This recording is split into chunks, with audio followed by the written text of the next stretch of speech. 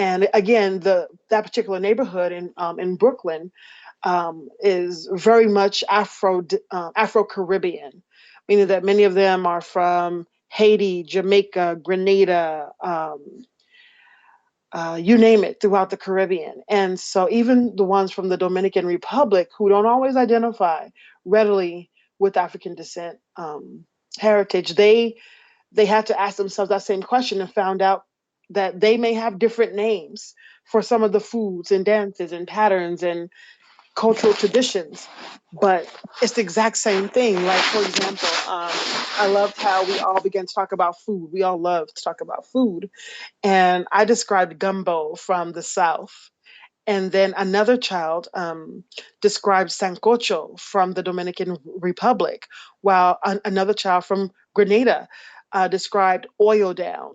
And I remember being in Kenya and I brought up one pot stew. And we all realized that we're all describing the same type of meal that only varies by a few different spices or ingredients depending upon what's available in your particular location.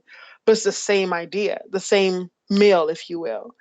And many of them began to find reasons for things that they were doing in their families that they had never even thought about before. Many of their parents didn't even know. It was like, oh, it's just something we've been doing. Why do we not cut children's hair? Even the boys don't get their hair cut for some time.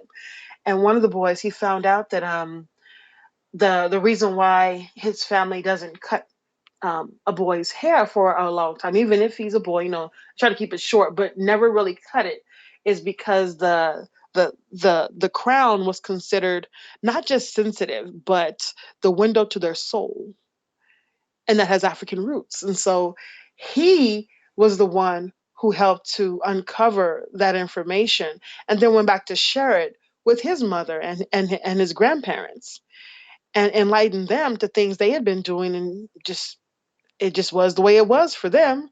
But now they have a stronger connection to understand that they were able to retain their African roots, their African traditions, their culture. And that's part of the resistance and why we've been able to resist and to survive through all the madness that has happened. So yeah, that's just one of the initiatives we have. We've done many other things, but this is the one that's most exciting for us right now as we continue to grow. We started with just those two schools. We are now across the US and Guatemala. We launched internationally just this past fall, and I believe we have over close to 100 teachers who will be trained this week, later on this week, as they prepare to take on the African diaspora theme for their AP seminar courses as well.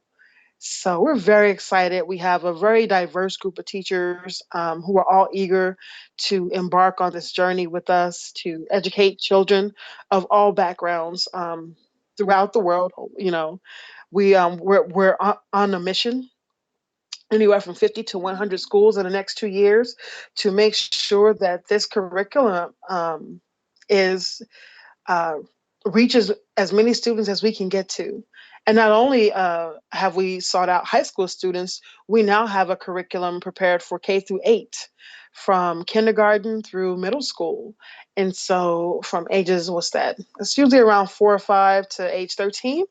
Those students will begin a pilot program for them. So we already have another curriculum designed for that age group that's ready to go. And then, of course, the arts are infused in all of that. So that organization, again, that curriculum is the first of its kind to be designed by people from all over the world who contributed to the ideas that are incorporated. And we have artists like Delfeo Marsalis of the famous Marsalis family from New Orleans. We have Katrina Andre, who's an amazing artist. We have Dr. Ernest Morel, who's currently the Associate Dean at Notre Dame, the University of Notre Dame in Indiana. We have Dr. Patrick Manning, who's the former president of the American Historical Association, who specializes in African diaspora studies and has books on it. So this really was a work of love, a collaborative effort.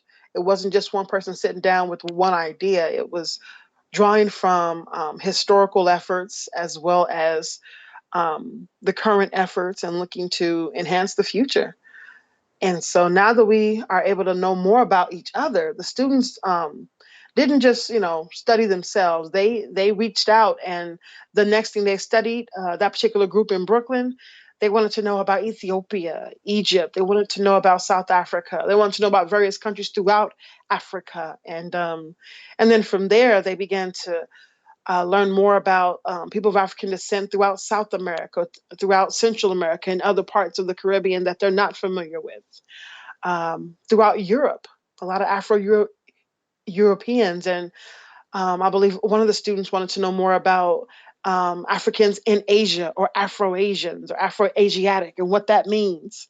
And so just a lot to uncover. And it's been exciting for me personally because I've been traveling myself for quite some time. And the more I travel, the more I see the connections, those cultural connections. And with that, comes a sense of global competence.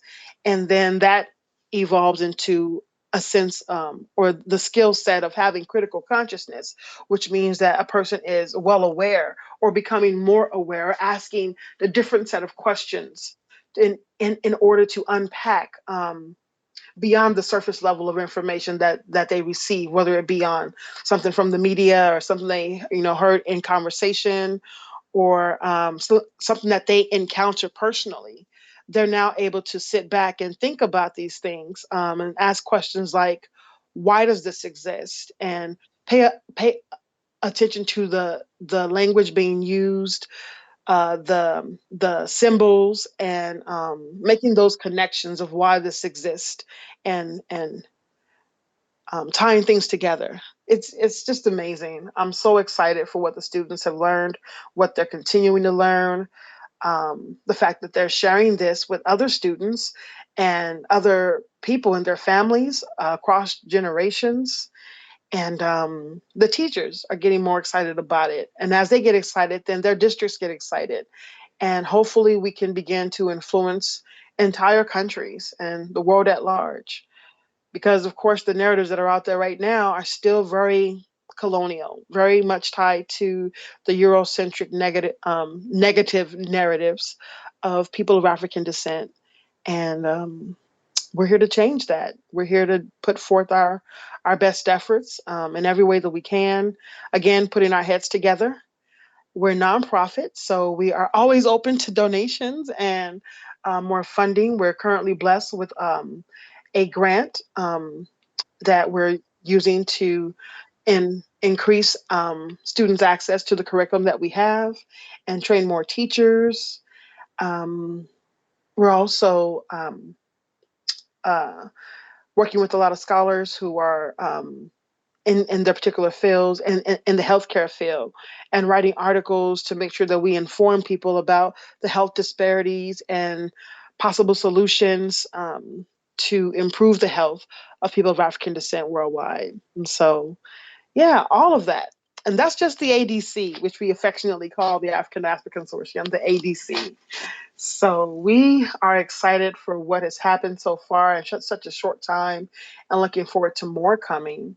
And then my part in that, as the senior executive director, I started out as the graduate assistant, and my work spans across all of our initiatives. I have my hand in all of those, from idea conception to implementation to the research behind it, and recruitment of more people to join our team to help us do this work. And it's all predominantly volunteer, a work of love, a true work of love. And my organization, my personal LLC, is Usawa Education. Usawa being from the Swahili language, referencing equity. And so we know that there's a lot of talk about equality, but in our conversations, we have to consider that giving everybody the exact same thing doesn't work, because everyone doesn't need the same thing to thrive. So making sure that we are equitable in our delivery of education, and that people receive what it is that they need particularly. So everything from culturally relevant, culturally responsive, culturally sustaining pedagogy, humanizing education, liberatory education, all of that.